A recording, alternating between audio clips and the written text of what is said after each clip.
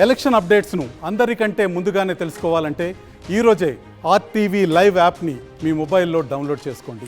2024 సార్వత్రిక ఎన్నికలు మే 13వ తేదీ పోలింగ్ ప్రక్రియ పూర్తి కాగా జూన్ 4వ తేదీ వరకు కూడాను అటు నాయకులు ఇటు ఓటర్లు ప్రతి ఒక్కరు కూడా ఎదురు చూస్తున్న ఈ తరుణంలోని జూన్ 1వ తేదీన ఎగ్జిట్ పోల్ సర్వేలు విడుదల చేయడంతో ఒక్కసారిగా అటు అభిమానుల్లోని ఇటు ప్రజల్లోని కూడాను ఉత్సాహం అయితే వచ్చింది. అయితే ఇప్పటి వరకు ఇచ్చినటువంటి సర్వే రిపోర్ట్లు అలాగే ఎగ్జిట్ పోల్ రిపోర్ట్స్ ఏవైతే ఉన్నాయో వీటిలోని మాత్రం ఇంకా ప్రజల్లో ఒక కన్ఫ్యూజన్ అయితే నెలకొని ఉంది. అసలు ఏ సర్వే నమ్మాలి, ఏ ఎగ్జిట్ పోల్స్ నమ్మాలి అనే ఒక చిన్న కన్ఫ్యూజన్లో ఉన్నటువంటి ఈ ప్రజల్లోనే అసలు ఈరోజు చూసుకున్నట్లయితే కనుక శ్రీకాకుళంలోని నాగావళి వాకర్స్ క్లబ్ దగ్గరికి రావడం జరిగింది. అసలు ఎటువంటి పరిణామాలు ఇప్పుడు చోటు చేసుకున్నాయి, ఇప్పుడు వచ్చినటువంటి ఈ సర్వేలు కానీ ఎగ్జిట్ పోల్ రిజల్ట్స్ కానీ వీటి మీద అసలు ఎంతవరకు క్లారిటీ ఉంది, ఈ ఇచ్చినటువంటి ఎగ్జిట్ పోల్ సర్వేస్ మీద ఒకవేళ యాజ్ ఇట్ ఈస్గా వాళ్ళు ఇచ్చినట్టుగానే రిపోర్ట్స్ వస్తున్నాయా, రిజల్ట్స్ వస్తున్నాయా, లేకపోతే దానికి భిన్నంగా తారుమారు అయ్యే అవకాశాలు ఏమైనా ఉన్నాయా అనేది మాత్రం ఈరోజు మనం అడిగి తెలుసుకునే ప్రయత్నం చేద్దాం. Hi sir, good morning. Good morning. ఏం పేరు సార్ మీ పేరు? నా పేరు కొండ సింహాచలం, దమ్మల వీధి మాది. అయితే ఇప్పుడు చూసుకున్నట్లయితే కనుక నిన్న విడుదల చేసినటువంటి ఎగ్జిట్ పోల్ రిజల్ట్స్ ఏవైతే ఉన్నాయో ఆ రిజల్ట్స్ ఏ విధంగా ఉన్నాయి, అందులో ఎంత ట్రాన్స్పరెన్సీ ఉంది, అది ఎంతవరకు ఆ రిజల్ట్ సక్సెస్ఫుల్గా రేపు పార్టీ ఫామ్ చేసే అవకాశాలు ఉన్నాయి, ప్రభుత్వం ఫామ్ చేసే అవకాశాలు? ఇవాళ రేపు ఎగ్జిట్ పోల్స్ కోసం నమ్మవలసిందే. ఎందుకంటే ఎప్పుడు కూడా ఎగ్జిట్ పోల్స్ రాంగ్ అవ్వలేదు. ఉన్న 11-12 ఎగ్జిట్ పోల్స్ ఉన్నా పేరు నేను చెప్పలేను, కానీ ఒక 9% మంది ఎగ్జిట్ పోల్స్ మన తెలుగుదేశం వస్తుందని చెప్పారు. అలాగే ఎంపీ సీట్లు మన శ్రీకాకుళం సంబంధించి 13 వైసీపీకి వస్తా అన్నారు, 12 కూటమికి వస్తా అన్నారు. అయితే 90% ఎగ్జిట్ పోల్ నమ్మాలి. ఎందువల్లంటే ఎప్పుడు కూడా ఎగ్జిట్ పోల్ రాంగ్ అవ్వలేదు.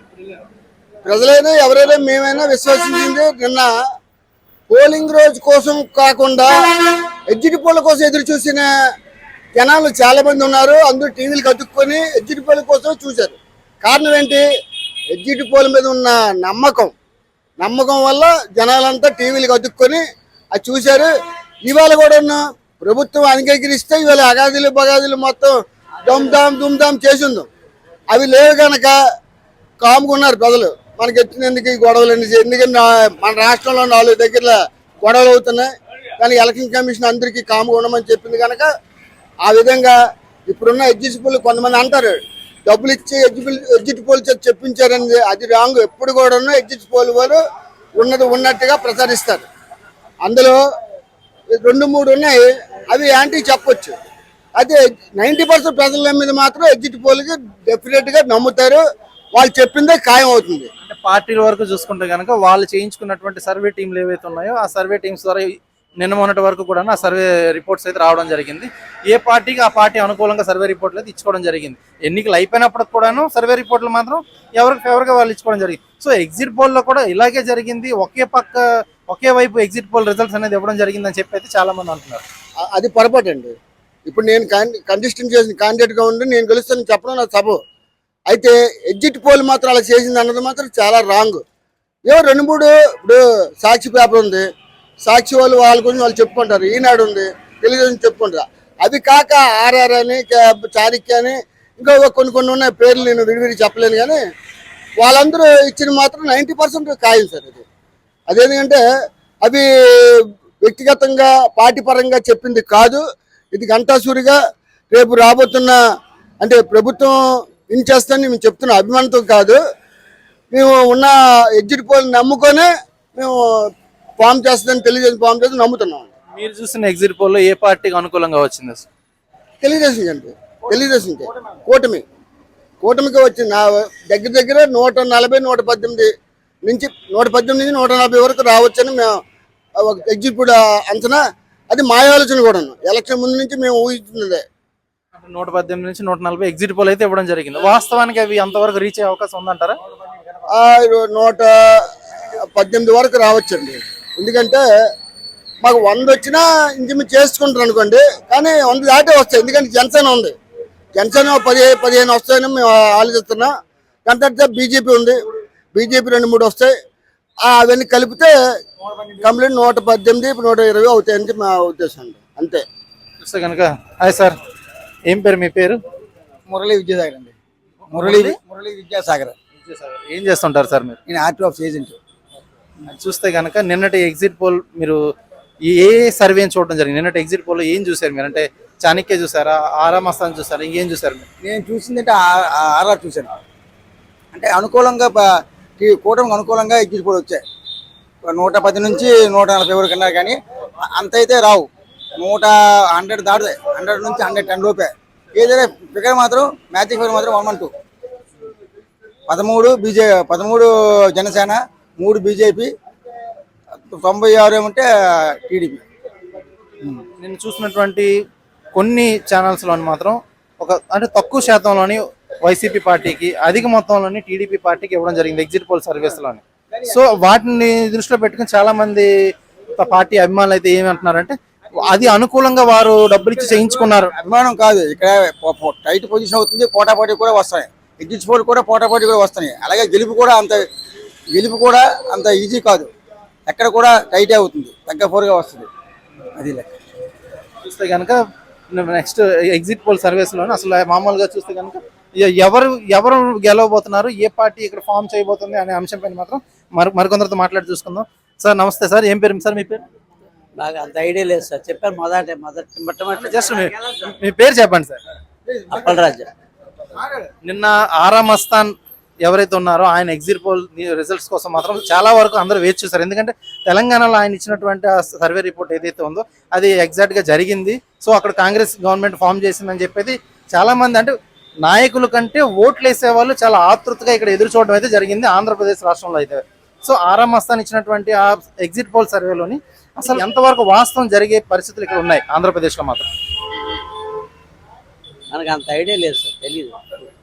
ఎలక్షన్ గురించి మనకు తెలీదు.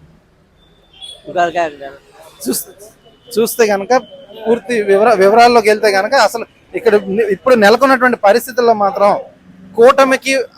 కూటమికి అనుకూలంగా వచ్చినటువంటి ఎగ్జిట్ పోల్ సర్వే ఏదైతే ఉందో అది ఎంతవరకు జరిగే పరిస్థితులు కనిపిస్తున్నాయి?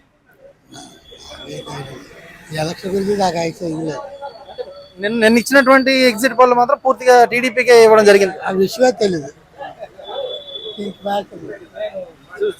చూసుకుంటే కనుక ఇక్కడ జరిగినటువంటి ప్రెజెంట్ సిచ్యువేషన్స్ లోని అసలు పూర్తిగా ఇక్కడ ఏదైతే వాతావరణం నెలకొని ఉందో ఇక్కడ ఎగ్జిట్ పోల్ సర్వే ప్రకారం చూస్తే కనుక ఒకవైపు అంటే తక్కువ శాతంలో వైసీపీకి ఇవ్వగా అధిక శాతంలోని కూటమికి అయితే ఇవ్వడం జరిగింది. ఈ కూటమికి ఇచ్చినటువంటి దీనిలో మాత్రం ఇప్పటివరకు కొందరైతే కూటమి ఖచ్చితంగా గెలుపు అనే ఒక దీనిలో ఉన్నారు. హాయ్ సార్, మీ పేరు? రవి అండి. నిన్న ఎగ్జిట్ పోల్ రిజల్ట్స్ చూసారా? చూసారు. ఎలా ఉంది నిన్న ఇచ్చినటువంటి ఎగ్జిట్ పోల్ రిజల్ట్స్ ఏ విధంగా ఉన్నాయి? 50-50 లాగా జరుగుతుంది. అంటే చూస్తే కనుక కూటమికే ఎక్కువ ఇవ్వడం జరిగింది అని అంటున్నారు కదా, అదే అనిపిస్తుంది. అంటే నిన్న ఆరామ్ అస్థాన్ సర్వే ఏదైతే ఉందో ఎగ్జిట్ పోల్ ఏదైతే ఉందో అది అంటే తెలంగాణలోనే ఆయన చెప్పిందే జరిగింది, ఇక్కడ కూడా ఆయన చెప్పిందే జరుగుతుందని ఒక నమ్మకం అయితే ప్రతి ఒక్కరిలోనే ఉంది. అది ఎంతవరకు జరగవచ్చు? అంటే వాళ్ళు ఇచ్చిన ఎగ్జిట్ పోల్ కాకుండా ప్రజల తీర్పు భిన్నంగా ఉండే అవకాశాలు ఏమైనా ఉన్నాయా? ఉండొచ్చాను అనుకుంటా. చూస్తే కనుక హాయ్ సార్, గుడ్ మార్నింగ్. నిన్న ఎగ్జిట్ పోల్ రిజల్ట్ చూసారా సార్? చూడలేదండి. అంటే మామూలుగా చూస్తే కనుక నిన్న కొంత మేరకు వైసీపీకి అధిక మొత్తంలో కూటమికి ఎగ్జిట్ పోల్ సర్వే అయితే ఇవ్వడం జరిగింది. అయితే కూటమికి అయితే ఇందులో మాత్రం ఆరామ్ అస్థాన్ ఇచ్చినటువంటి ఎగ్జిట్ పోల్ ఏదైతే ఉందో దాన్ని మాత్రం ప్రజలందరూ కూడా ఎంతో ఆసక్తికరంగా చూశారు. ఎందుకంటే తెలంగాణలో ఆయన చెప్పిందే జరిగింది, కాంగ్రెస్ గవర్నమెంట్ అక్కడ ఫామ్ చేసింది. సో ఇక్కడ ఆంధ్రప్రదేశ్లో కూడా అదే రిజల్ట్కి అనుగుణంగా ఇక్కడ వచ్చే అవకాశాలు ఉన్నాయి అంటున్నారు. ఆయన ఏదైతే అధిక మొత్తంలో సీట్లు వస్తాయని చెప్పి ఆయన అన్నారో అందులోని జరిగే అవకాశాలు ఏమైనా కనిపిస్తున్నాయా? కన్ఫర్మ్. ఇక్కడ అంటే మీకు ఎలా అనిపిస్తుంది? 90% రావాలి, వస్తుంది కూడా. ఎట్లా అంటే ఆ సర్వే ప్రకారమా లేకపోతే ప్రెసెంట్ ఉన్న సిచ్యువేషన్ జనాల్లో ఉన్న వేరియేషన్ అంతే. అంటే అనుకుంటారు కదా మార్కెట్లో ఈ గవర్నమెంట్ మారితే బాగుంటుంది చాలా మంది అనుకుంటారు కాబట్టి దాన్ని బట్టి చూస్తే కనుక ప్రజల నాడు ఒక పక్కన, ఎందుకంటే ప్రజలు ఏమనుకుంటున్నారో ఆ ప్రజలు అనుకునే దానికి అనుగుణంగా తీర్పు అయితే రానుంది. అయితే ఇందులో భాగంగానే చూస్తే కనుక ఎగ్జిట్ పోల్ సర్వేస్ ఏవైతే ఉన్నాయో వాటికి భిన్నంగా ఇచ్చినటువంటి ఈ రిజల్ట్ ఏదైతే ఉంటుందో అది ఖచ్చితంగా ప్రజలే ఇస్తారు. Hi sir, good morning. ఏం పేరు సార్ మీ పేరు? కొండలరావు. సార్ నిన్న ఎగ్జిట్ పోల్ రిజల్ట్స్ ఏమైనా చూసారా సార్? దాని గురించి అంటే సర్వేలో అంతలక్క అన్ని రకాల చెప్తుంటారు. ప్రజలకి మెయిన్ ఏ అవసరాలు ఎలాగ గవర్నమెంట్ తీర్చిదిద్దు దాన్ని బట్టి ఓటింగ్ జరుగుతుంది. దాన్ని బట్టి మిగతాది విషయం అనేది ఎల్లుండి తెలుసు.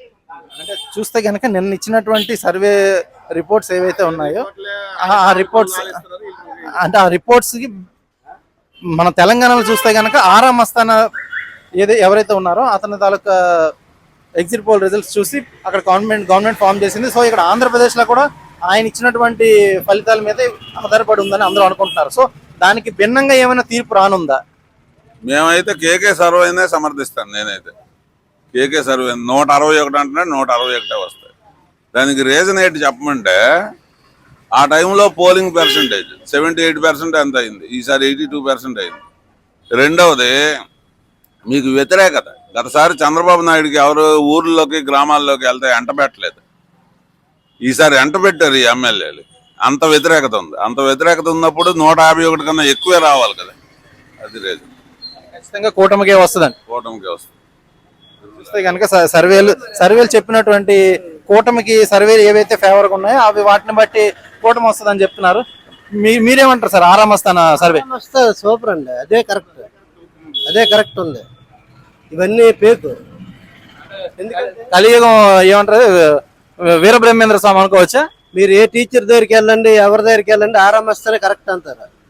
ఇప్పుడు వరకు మాకు తెలిసింది. ఆయన ఇచ్చిన రిజల్ట్ మొన్న కాంగ్రెస్ ఇది తెలంగాణ, అంతకుముందు కేసీఆర్ ఇది. సో ఇప్పుడు చూసుకుంటే కనుక అక్కడ తెలంగాణకి ఇక్కడ ఆంధ్రప్రదేశ్కి చాలా డిఫరెన్స్ ఉంది. అంటే ప్రజల ఆలోచన విధానంలో కానీ ఇక్కడ ఉన్న ప్రజెంట్ సిచ్యువేషన్ అయితే ఏమి కానీ, ఎందుకంటే రాష్ట్ర విభజన జరిగిన తర్వాత ఇక్కడ పరిస్థితులు చాలా భిన్నంగా ఉన్నాయి మిగతా రాష్ట్రాలతో పోల్చుకుంటే. సో దాన్ని బట్టి ఆరా మస్తానా ఇచ్చినటువంటి రిజల్ట్ ఏదైతే ఉందో అది సక్సెస్ఫుల్ గా రీచ్ అవుతుంది. సక్సెస్ఫుల్ అవుతుంది, నమ్మకం అది. మీ పేరు ఏం పేరు సార్? నారాయణమూర్తి. మీరేమనుకుంటున్నారు? ఎవరు సర్వే సక్సెస్ఫుల్ గా రేపు గవర్నమెంట్ ఫామ్ చేసేందుకు ఆర్ఎంఎస్ సర్వే ఇప్పుడు 4 ట్రిప్లకి సక్సెస్ అయ్యింది, కానీ ఈ ట్రిప్ కూడా అవుతుందని నమ్ముతున్నాం. అది గట్టిగా నమ్మడానికి గత 4 సార్లు అయ్యింది. ఈసారి ఏమో ఇక్కడ ప్రజలు ఇచ్చే తీర్పు బట్టి మారిపోవచ్చేమో. సైలెంట్ గా ఉన్నారు కానీ ప్రజలందరూ ఎవరు నిజం చెప్తున్నారు అయితే, ఎవరు నిజం చెప్పడం లే కదా. అదే ఇప్పుడు వచ్చిన కన్ఫ్యూజన్ అంతా అదే. మిగతా రోజులతో పోల్చి నిజం చెప్పలేదు కాబట్టి ఆర్ఎంఎస్ చెప్పిందని ఎక్కువ వస్తాయని మేము ఊహిస్తున్నాం, ఇంకెక్కువ వస్తాయని. ఇంత సైలెంట్ ఓటింగ్ లో కూడా ఇన్ని సీట్లు వస్తాయి, ఇంత గెలుపు వస్తుందని చెప్పి అయితే ఆ రిజల్ట్ ఏదైతే ఉందో అది ఇప్పటికీ కూడా ప్రజల్లో కన్ఫ్యూజన్. ఎందుకంటే ఈ సంక్షేమాలు అయితేనేమి మిగతా లబ్ధి ఇవైతేనేమి వాటిని బేస్ చేసుకున్నట్లయితే కనుక ప్రజలంతా కూడాను వైసీపీకి ఎందుకు ఓట్లు వేయరు అని ఒక కన్ఫ్యూజన్ లో అయితే ప్రజలు ఉన్నారు. నాయకులు కూడా అదే ధీమాలో ఉన్నారు. మరి ఇటువంటి ధీమా వ్యక్తం చేస్తున్న ఈ తరుణంలో ఏ విధంగా వచ్చే అవకాశాలు ఉన్నాయి అనుకుంటున్నారు? ఆర్ఎంఎస్ చెప్పింది ఇప్పుడు సక్సెస్ అయ్యింది కాబట్టి నమ్ముతున్నాం అంతే. కానీ నెక్స్ట్ ఏంటి, జనాలు ఓట్లు కూడా లేడీస్ ఓట్లు ఎక్కువ పడ్డాయండి జెంట్స్ ఓట్ల కంట. దాని మీద జనాలందరూ వస్తుందని కూటమే వైఎస్ఆర్ వస్తుందని అనుకుంటున్నాం. చూస్తే కనుక ఇప్పటివరకు ఇచ్చినటువంటి ఎగ్జిట్ పోల్స్ రిజల్ట్స్ బేస్ చేసుకున్నైతే కనుక ఇంతకు ముందు ఇచ్చినటువంటి ఆర్ఎంఎస్ 4 సార్లు ఇచ్చిన ఆ రిజల్ట్ ఏదైతే ఉందో ఆ రిజల్ట్ ని బేస్ చేసుకొని అక్కడ ఆయన చెప్పిందే జరిగింది, ఇక్కడ కూడా ఆయన చెప్పింది జరుగుద్ది. అందులోనైతే ఖచ్చితంగా మేము నమ్ముతున్నాం. ఎగ్జిట్ పోల్ రిజల్ట్ ఏదైతే ఉందో దాన్ని అయితే మేము ఖచ్చితంగా నమ్ముతున్నాం. ఏదేమైనప్పటికీ కూడాను రేపు రాబోయే 4వ తేదీ వరకు మాత్రం వేచి చూడాల్సిందే. ఎందుకంటే ప్రజల తీర్పు ఏదైతే ఉందో చిట్ట చివరి తీర్పు అదేని. ఆ ఓట్లు వేసి ఎవరిని ఎన్నుకుంటున్నారు, ఎవరిని ఎన్నుకోబోతున్నారు, ఎవరికి గద్దెను ఎక్కించనున్నారు అనేది మాత్రం జూన్ 4వ తేదీ వరకు వేచి చూడాల్సిందే. శ్రీకాకుళం నుండి వీడియో జర్నలిస్ట్ రామకృష్ణతో సురేష్, RTV శ్రీకాకుళం. మరిన్ని వీడియోస్ కోసం ఛానల్ ని సబ్స్క్రైబ్ చేయండి, లేటెస్ట్ అప్డేట్స్ కోసం వాట్సాప్ ఛానల్ ని ఫాలో చేయండి అండ్ లింక్ డిస్క్రిప్షన్ లో ఉంది.